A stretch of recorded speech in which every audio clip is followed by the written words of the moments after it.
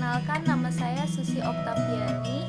Saya kuliah di STKIP Ar-Rahmaniyah semester 7B Malang. Dibuatnya video kali ini, saya akan memberikan contoh pendekatan kontekstual dalam pembelajaran bahasa dan sastra di sekolah dasar.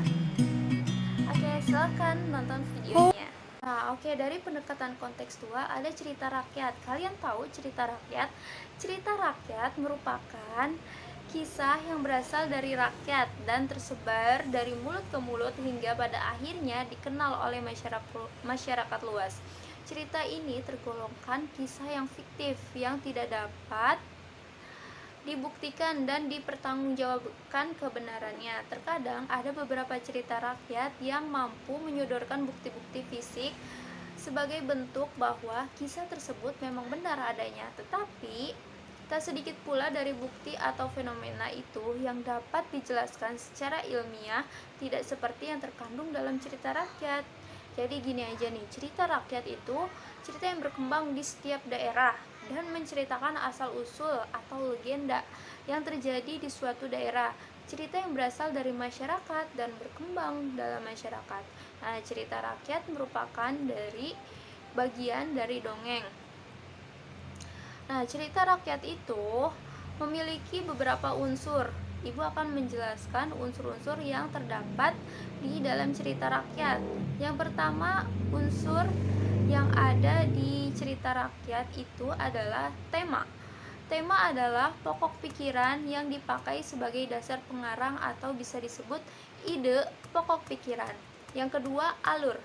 Alur adalah jalannya cerita atau rangkaian peristiwa yang membentuk cerita dengan dasar hubungan sebab akibat. Nah, pada umumnya alur ada 3 macam, yaitu alur maju. Alur maju merupakan peristiwa-peristiwa yang disajikan secara berurutan dari peristiwa pertama ke peristiwa selanjutnya. Lalu ada alur mundur. Alur mundur merupakan peristiwa yang diceritakan kembali.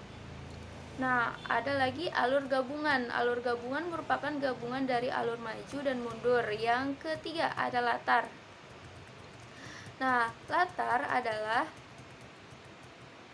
keterangan tentang tempat, waktu, dan suasana atau tempat, waktu terjadinya peristiwa. Latar ada 3 macam, yaitu pertama, latar tempat, lokasi atau bangunan fisik lain yang menjadi tempat terjadinya peristiwa-peristiwa dalam cerita. Yang kedua ada latar waktu. Latar waktu tertentu latar waktu adalah waktu tertentu ketika peristiwa cerita itu terjadi. Yang ketiga ada latar suasana. Latar suasana salah satu unsur intrinsik yang berkaitan dengan keadaan psikologis yang timbul dengan sendirinya bersamaan dengan jalannya cerita. Suatu cerita menjadi menarik karena berlangsung dalam suasana tersebut. Yang terakhir, yang keempat, ada tokoh dan penokohan. Penokohan adalah lukisan watak pelaku. Cara pengarang menggambarkan watak tokoh. Istilah tokoh menunjukkan pada orangnya, pelaku cerita, sedangkan penokohan menunjukkan pada sikap kualitas pribadi tokoh. Nah, Ibu akan menceritakan contoh cerita rakyat. Nah, sebelum Ibu menceritakan contoh cerita rakyat, kalian harus mendengarkan dengan teliti karena Ibu akan memberi tugas kepada kalian dari cerita rakyat yang Ibu bacakan, apa aja yang terkandung unsur-unsur yang terkandung dalam cerita rakyat tersebut. Kalian tentukan temanya apa, latar belakangnya seperti apa, lalu alurnya latarnya di mana, latarnya di mana, temanya itu apa, alurnya bagaimana, dan penokohannya itu siapa. Oke, judulnya adalah Asal Usul Nama Surabaya. Nah, pada zaman dahulu di lautan luas sering terjadi perkelahian antara ikan hiu yang dikenal dengan nama ikan sura dan buaya. Mereka berkelahi hanya karena merebut mangsa. Keduanya sama-sama kuat, sama-sama tangkas, sama-sama cerdik, sama-sama ganas, dan sama-sama rakus. Selama mereka berkelahi, belum pernah ada yang menang ataupun kalah. Oleh karena itu, mereka kemudian jemu untuk terus berkelahi. Nih, kata si Sura, aku bosan terus-terusan berkelahi buaya. Aku juga Sura. Lalu apa yang harus kita lakukan agar kita tidak lagi berkelahi? Tanya buaya. Ikan hiu Sura yang sudah memiliki rencana untuk menghentikan perkelahiannya dengan buaya memang telah memiliki satu cara. Di antara caranya untuk mencegah perkelahian, katanya nih, di antara kita sebaiknya kita membagi daerah kekuasaan menjadi dua. Aku berkuasa sepenuhnya di dalam air dan harus mencari mangsa di dalam air, sedangkan kamu berkuasa di daratan dan mangsamu harus yang berada di daratan.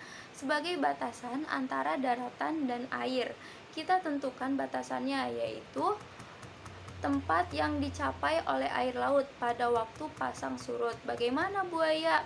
Baiklah, aku terima usulanmu. Yang bagus itu, jawab buaya. Pembagian daerah kekuasaan itu ternyata memang telah membuat perkelahian antara ikan Sura dan buaya sudah tak terjadi lagi. Mereka menghormati daerah kekuasaan masing-masing selama mereka mematuhi kesepakatan yang telah mereka buat bersama. Keadaan aman dan damai. Nah, akan tetapi pada suatu hari ikan Sura mencari mangsa di sungai. Hal itu dilakukan dengan sembunyi-sembunyi agar buaya tidak mengetahui. Akan tetapi buaya memergoki perbuatan ikan Sura itu. Tentu saja buaya sangat marah melihat ikan Sura melanggar janjinya. Nah, buaya segera menghampiri ikan Sura yang sedang menikmati mangsanya di sebuah sungai. Hai Sura, mengapa kamu melanggar peraturan yang telah kita sepakati berdua?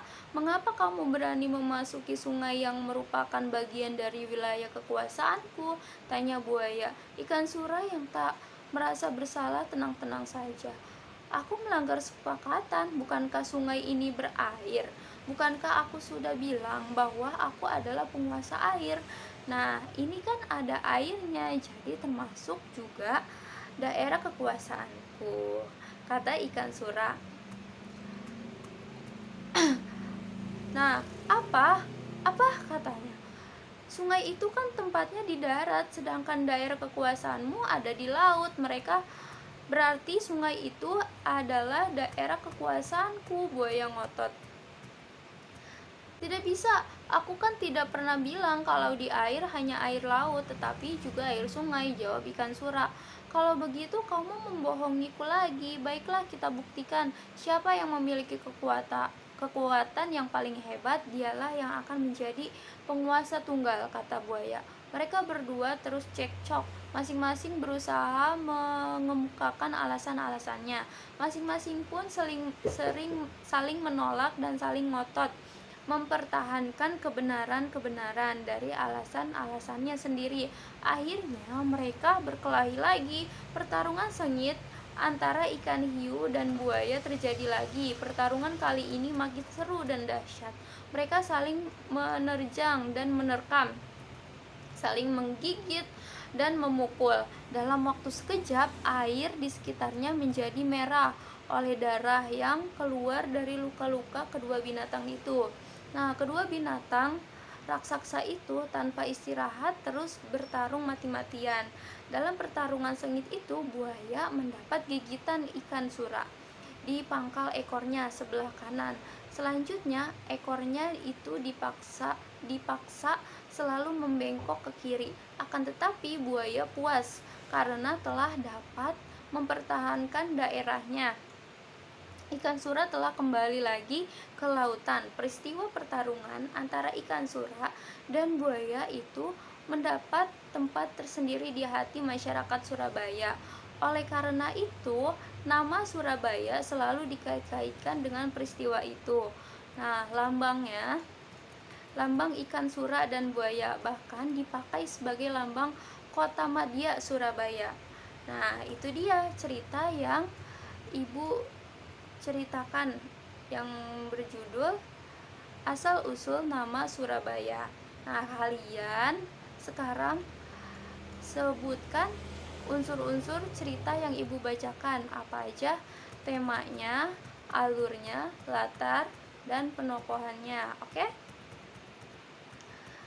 Sekian yang Ibu jelaskan, semoga kalian paham dan besok dikumpulkan ya tugas dari Ibu. Jangan sampai lupa, oke?